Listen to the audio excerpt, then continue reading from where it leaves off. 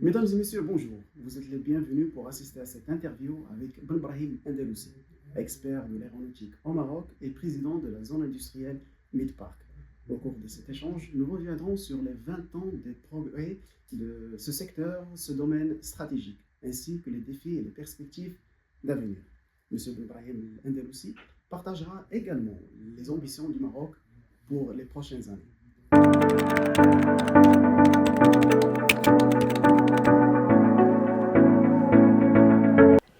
Merci pour votre invitation. Effectivement, le secteur de l'industrie aéronautique au Maroc a émergé avec l'accession de notre souverain actuel au trône de ses glorieux ancêtres. Bon, cette émergence et ce développement ont été légitimés par la qualité opérationnelle de la RAM, de Royal Air Maroc, qui a été connue historiquement pour sa qualité opérationnelle, que ce soit au niveau technique, au niveau du pilotage. Et elle a créé la confiance dans des acteurs majeurs de l'industrie aéronautique comme Boeing et comme c'était à l'époque Safran. Et le point de départ, c'était incontestablement au début des années 2000, une usine dans le domaine des systèmes électriques et un centre d'entretien moteur, le centre d'entretien moteur avec Stekma Safran et l'usine dans les systèmes électriques avec Stekma, Boeing et Royal Air Maroc. C'était le point de départ de l'aventure aéronautique. Et depuis, le Maroc a attiré des acteurs importants, majeurs, que ce soit américains, canadiens, français. Dans le domaine de la construction, il a attiré un certain nombre d'écosystèmes et nous sommes passés progressivement des systèmes électriques qui se situent au niveau bas de l'échelle des valeurs aux moteurs d'avion. Et les dernières implantations au Maroc datent de l'année dernière dans le domaine de la fabrication des pièces moteurs. Et le moteur, aujourd'hui, c'est le haut de gamme de l'activité aéronautique, c'est le cœur de la transformation future de notre industrie. Aujourd'hui, 25 ans après l'émergence de ce secteur, nous sommes devenus la base la plus compétitive, la plus qualitative, avec une forte montée en compétences à la porte de l'Europe, et la première en Afrique.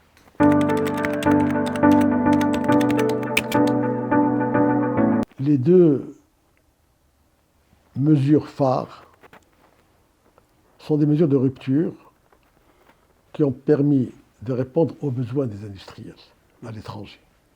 Parce que les industriels ont des carnets de commandes pleins pour les 20 prochaines années. Ils ont la technologie, ils ont le savoir-faire, ils ont l'innovation. Et ils ont besoin d'être plus compétitifs dans une industrie très très fortement compétitive, une industrie globale. Et cette compétitivité, nous apportons les solutions qu'il faut aujourd'hui par la création de l'IMA, qui constitue la fabrique des compétences, qui répond aux besoins en talents, sachant qu'aujourd'hui il y a une très forte pression sur les talents un peu partout dans les pays. Et nous avons apporté aussi une deuxième mesure capitale phare qui est Midpark. Et Midpark, c'est le business model développé avec la caisse de dépôt et de gestion pour permettre à des industriels, répondre aux besoins d'industriels, de s'implanter rapidement dans les meilleures conditions de temps, de coût, de qualité. S'il s'agit de petites sociétés, c'est Midpark qui construit et qui loue dans le cadre d'un contrat de longue durée. Et s'il s'agit d'une grande société, c'est la société qui acquiert le terrain et Midpark l'accompagne dans la construction. Et avec des conditions spéciales, internationales. Absolument. Donc nous avons pu répondre aux besoins des industriels en termes de... On leur a apporté des solutions dans le domaine des talents et dans le domaine de la capacité de s'implanter le plus rapidement possible dans les meilleures conditions de qualité. Il est vrai que dans ce secteur où les carnets de commandes sont archi pleins pour les 8-10 prochaines années, la supply chain, aujourd'hui, surtout après la Covid, a des difficultés pour répondre aux besoins de monter en cadence des constructeurs d'avions et de moteurs. Ils ont aussi des problèmes financiers. Ils mettent du temps pour se décider à venir dans un pays comme le Maroc pour gagner en compétitivité. Mais quand ils arrivent, ils ont besoin d'avoir, à la limite, leur atelier hier, très rapidement. Donc nous avons développé un business model qui leur permet déjà de travailler dans un atelier provisoire. Pendant ce temps-là, à Mid-Park évidemment, et pendant ce temps-là, ils traversent la rue, ils forment leurs compétences, leurs talents, et pendant ce temps-là, nous allons leur construire l'atelier qui répond à leurs besoins. Et nous le faisons dans des conditions de temps relativement record. Un atelier de 1200-1300 mètres carrés, en 10 mois, on arrive à le construire. Et ça, c'est quand même important parce que le modèle qui est développé, la relation avec la CDG et Medz, nous contrôlons l'ensemble des éléments ici, localement, au niveau du Mid-Park, pour répondre rapidement aux besoins des industriels.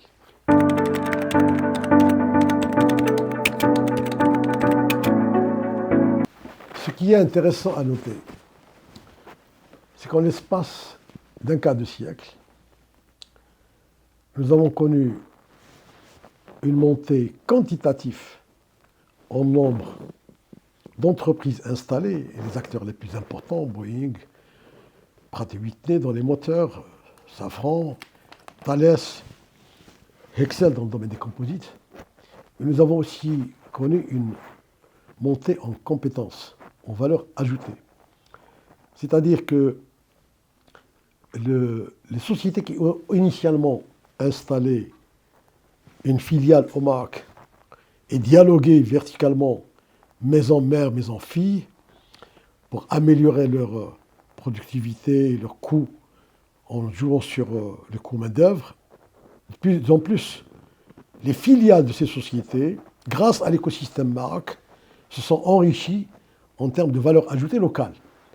Ce qui fait qu'aujourd'hui, la base aéronautique Maroc, non seulement elle a un nombre d'acteurs majeurs importants de l'ordre de 150, mais aussi en termes de valeur ajoutée locale, on est à plus de 40%.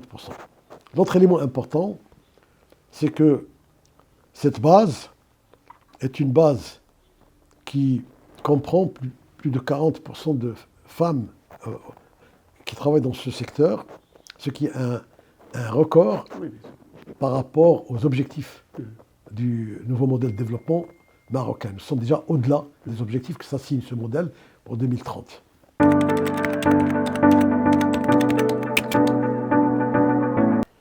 Bon, il est clair que le gouvernement a accompagné ce secteur depuis son émergence. Et il est clair aussi que le gouvernement a permis des mesures phares qui sont en même temps des ruptures. Et sans ces ruptures, on ne serait pas là. Parmi ces ruptures, le fait de créer l'IMA, l'Institut des métiers de l'aéronautique. Parce que l'IMA ne relève pas du système classique de formation professionnelle. C'est un institut monté par les industriels et financé par l'État. Donc il y a une relation. Ce sont les industriels qui ont développé un modèle de formation au standard mondial. Le gouvernement a aussi accompagné en facilitant la création, avec la Caisse de dépôt et de gestion, de Mid-Park. Et nous sommes ici dans un espace où il y a et Mid-Park et l'IMA, la fabrique des compétences. Évidemment, le plan émergence et les différents plans d'accélération industrielle accordent un certain nombre de facilités pour les industriels qui s'implantent. Mais encore une fois, ces subventions, ces facilités, ce qu'on appelle one shot, un seul coup. Ce n'est pas ça qui assure la durée et la compétitivité durable. Par contre, tout ce qui concerne la qualité des ressources, la qualité des talents, la capacité du dévouement de nos jeunes, c'est ça notre point fort. Et c'est ça qui fait notre réussite. ce sont les 22 24 000 jeunes qui aujourd'hui travaillent dans ce secteur, qui attirent les investisseurs. Absolument, oui. Parce qu'ils sont dédiés. C'est des jeunes de valeur à qui l'IMA a donné des skills techniques, des compétences techniques, mais aussi les valeurs qui sont nécessaires dans ce métier.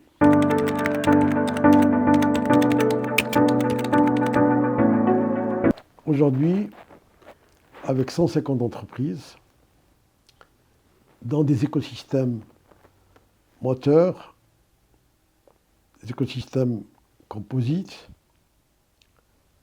dans différentes activités d'assemblage, le Maroc est devenu une base, par sa qualité aussi, par sa montée en compétences, incontournable à la porte de l'Europe.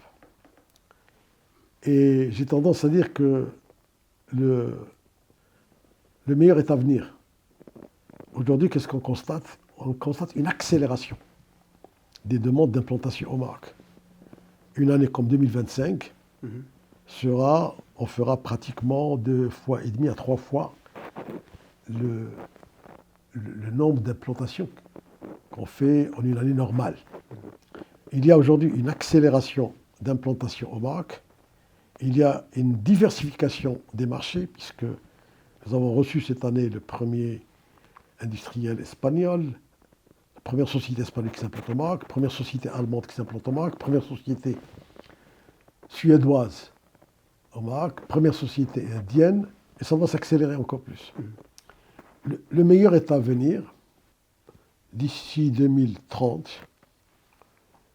on aura dépassé largement les 4,5 milliards de dollars à l'exportation, avec un taux d'intégration de 40-42% et plus de 40 000 emplois hautement qualifiés. Et ce qui est intéressant, c'est que nous situons aujourd'hui dans la transformation, dans la rupture technologique de cette industrie aéronautique. Et l'industrie aéronautique a comme challenge d'atteindre zéro émission en l'an 2050. Et ce challenge, il est lié à la capacité de la propulsion de passer à des énergies décarbonées, bio dans un premier temps, et hydrogène d'ici 2045-50. Et nous pensons que d'ici là, on aura consolidé au moins 40% de valeur ajoutée locale et 40% d'intégration féminine dans ce secteur.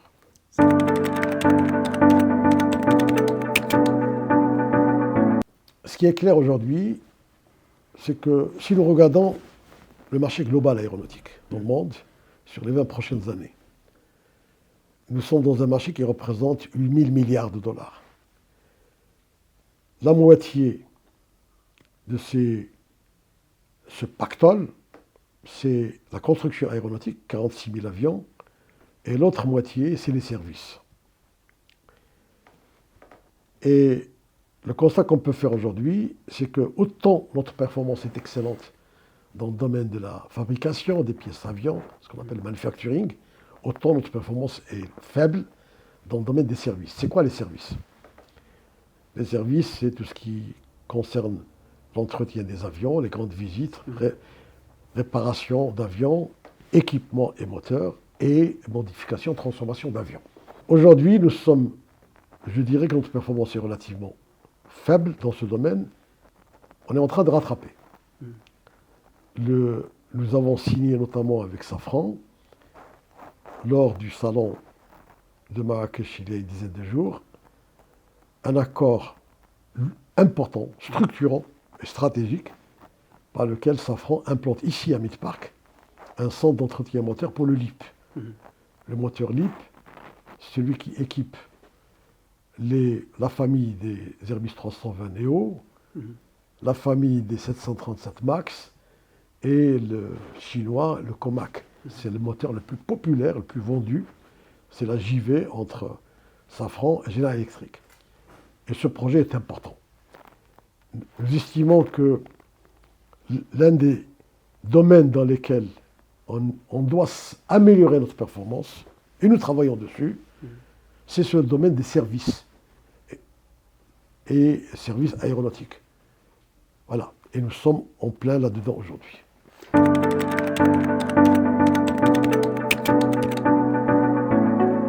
Lima est incontestablement un modèle innovant de formation entre l'État et les industriels, puisque Lima, d'abord, elle embauche ou sélectionne en partenariat avec les industriels qui s'implantent. Après leur avoir apporté les candidats qui correspondent aux profils qui sont demandés, et puis la formation se fait par alternance. Une partie au sein de Lima et l'autre partie au niveau des industriels. Et Lima adapte, elle a des cours standards, mais elle adapte aussi sa formation en fonction des besoins et des exigences des industriels. Et ce partenariat est excellent parce que c'est de la formation, ce que j'appelle, c'est du sur-mesure, à la carte. Et l'autre élément important, c'est que Lima répond aussi aux besoins de formation continue. Parce que la montée en compétences veut dire que ce que fait une usine au démarrage, 4 ans, 5 ans après, elle va monter en termes d'exigences et de compétences et elle va faire des produits de valeur ajoutée plus élevée. Donc il y a une symbiose, une communication permanente entre l'institut qui forme et la société qui emploie. Et c'est très important en plus parce que cette formation à la carte permet de fidéliser aussi les collaborateurs. Et cette formation est une vis sans fin qui répond aux besoins des industriels et aux besoins de monter en compétences. Et cela tire aussi le secteur aéronautique vers le haut.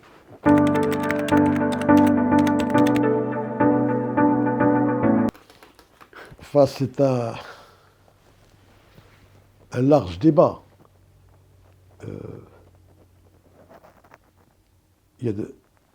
Vous avez l'école qui dit nous formons des talents, nous payons pour leur formation, puis après ils quittent le pays. Et d'autres qui vous disent, dans un monde global, où il y a circulation des hommes, des biens, vous ne pouvez pas retenir les talents et vous ne pouvez pas les empêcher d'améliorer leur situation. Moi, ce que j'ai envie de dire, c'est que notre ressource première, ce sont nos jeunes, ce sont nos talents. Il faut arriver à former qualitativement et quantitativement pour nous et pour l'étranger. Et si je prends le cas plus particulier de notre industrie, je sais qu'aujourd'hui, dans le domaine des services, dans le domaine de l'entretien des avions, pour les 10 prochaines années, il y a un besoin de 1 million de jeunes.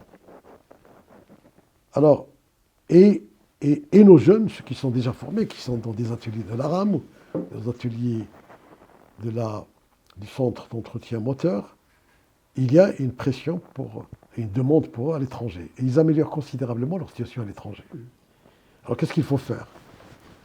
Il faut un système qui puisse former pour nous et pour l'export. Et puis il faut aussi voir avec ceux qui débauchent à l'étranger nos collaborateurs, nos jeunes, la capacité de faire payer cette formation. Mais vous ne pouvez pas fermer les portes, surtout dans des domaines complexes. Oui. Et incontestablement, on ne pourra pas apporter une réponse complète à cette problématique, au moins dans ce domaine de l'aéronautique. La seule chose à faire, c'est qu'il faut prendre conscience que pour continuer à accompagner le développement de ce secteur dans le domaine de la fabrication, mais aussi dans le domaine des services, parce que les services, c'est des techniciens d'entretien essentiellement, il faut une volonté d'abord, et ensuite mettre en place les moyens qu'il faut pour avoir des formations, que ce soit dans le domaine de la fabrication des avions ou dans le domaine de la maintenance, entretien et modification, transformation. Ce sont deux secteurs différents de formation. Avoir la meilleure offre possible au Maroc en termes de formation, en quantité et en qualité, pour répondre à nos besoins et pour répondre à ceux qui partent à l'étranger.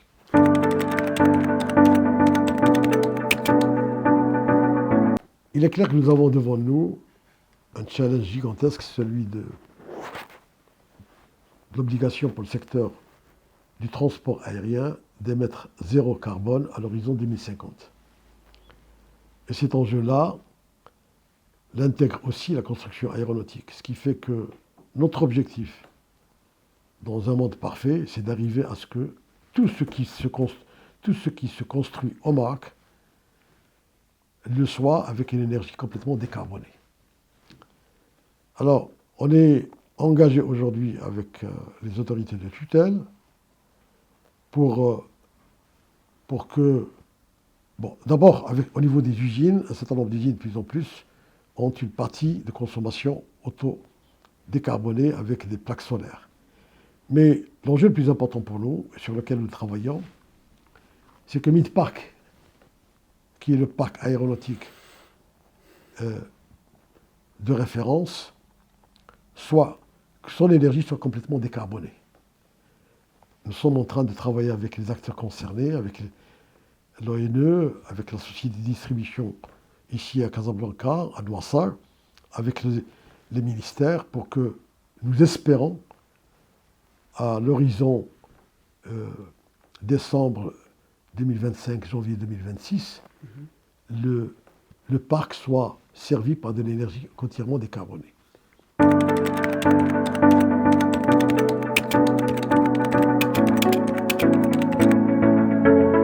Cette édition de Marrakech Air Show, c'est la 7e, je crois. Oui, c'est la 7e. Est incontestablement d'un très haut niveau qualitatif et elle inscrit ce Air Show dans le cadre des manifestations équivalentes dans le monde. On est à un niveau international élevé. C'est de loin la meilleure édition. Elle est incontestablement d'un très haut niveau de qualité. On est dans la cour des grands aujourd'hui. Elle coïncide, moi je dirais, avec ce qu'on pourrait appeler le passage à une deuxième phase de l'aéronautique au Maroc. La première phase, on l'a évoquée, les 25 dernières années, où nous avons pu attirer un certain nombre d'acteurs majeurs, les plus importants probablement, monter en valeur, en compétences, avec 150 sociétés.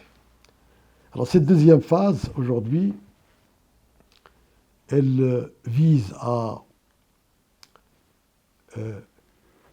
aller plus loin, aller plus vite, plus loin, plus vite en attirant le maximum d'industriels, et j'ai déjà évoqué tout à l'heure que 2025, 2026, on a 2-3 fois plus d'implantation qu'en temps normal. Aller plus haut en termes de valeur ajoutée et de nouveaux écosystèmes dans des domaines importants pour la transition technologique comme les composites qui permettent de réduire le poids des avions, donc consommer moins, comme les moteurs. Attirer de nouvelles industries, notamment la défense, on pourra l'évoquer le sujet, plus clean, moins polluant, et rentrer dans d'autres domaines de l'aéronautique, notamment les services. Et il est incontestable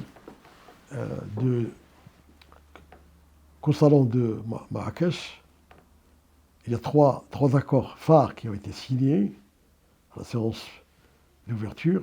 un accord avec Safran pour développer, comme je l'ai dit, un centre stratégique et structurant pour le Maroc dans le domaine de l'entretien des moteurs, le moteur LIP. Deuxième accord a été signé entre l'Université Polytechnique et M6P et Boeing dans l'ingénierie. C'est important, essentiel. C'est vraiment on est dans le haut de la pyramide des valeurs. Et le troisième accord est aussi intéressant et significatif, un accord avec Embraer pour créer tout un écosystème Embraer. Ce qui est intéressant, c'est que un tel accord s'inscrit incontestablement dans le cadre de l'initiative de notre souverain, l'initiative atlantique de communication et de connectivité entre la rive atlantique américaine et la rive atlantique africaine. Et c'est intéressant que des pays comme le Maroc et le Brésil, parce que c'est un avion brésilien, collaborent dans un domaine de l'industrie aéronautique. S'il y a une conclusion à tirer en ce qui concerne Marrakech Air Show, je dirais qu'il coïncide avec une nouvelle phase, une nouvelle ère de l'industrie aéronautique qui est plus qualitative, plus propre, qui est de nature à attirer d'autres industries, notamment la défense,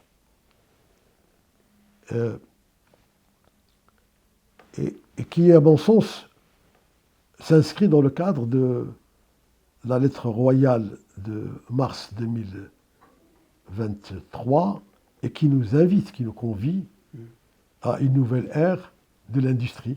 Nous sommes exactement dans cette nouvelle ère.